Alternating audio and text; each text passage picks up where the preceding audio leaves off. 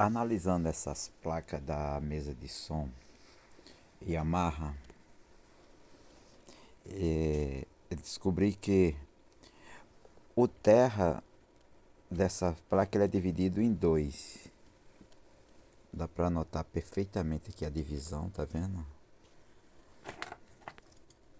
Aqui tem uma linha divisória aqui, ó, que separa o terra de cá do terra de lá. Logo, o terra daqui ele é separado em 4 seções. Essa seção aqui vem o terra flat, pelos cabos flat das entradas, que por sua vez esse terra é feito direto no gabinete do equipamento. O gabinete é metálico, então esses terra aqui são separados um do outro. Se você soltar um cabo desse aqui, o terra vai ficar flutuando. Ele vai ficar sem o shield, sem o aterramento do canal, sem a polarização dos mais e menos 15 volts da placa. E por sua vez também não vai ter a polarização. Interessante isso aqui. Então aqui tem 4 seções do terra.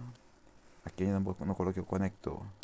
1, 2, 3, 4. 4 terras separados. Interessante. Aqui, como eu liguei sem o conector, eu fiz um shunt aqui, ó, do terra desse com o terra desse aqui quando eu liguei antes, para fazer teste, que isso aqui tava um mau buraco. Isso aqui agora eu tapei tudo, fiz umas pontes safena meio feia ali, mas funcional, né?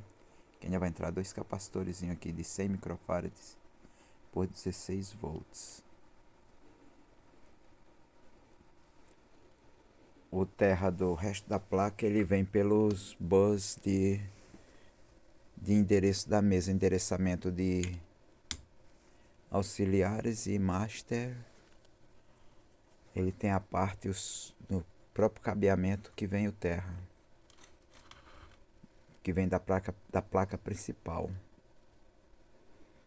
Que todo aterramento da mesa ele sai direto do próprio gabinete do equipamento.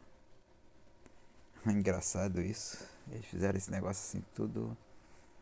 Eles têm a ciência deles, né? Por isso que é bom trabalhar com esses equipamentos importados, que ele tem o mínimo de ruído possível. É interessante isso.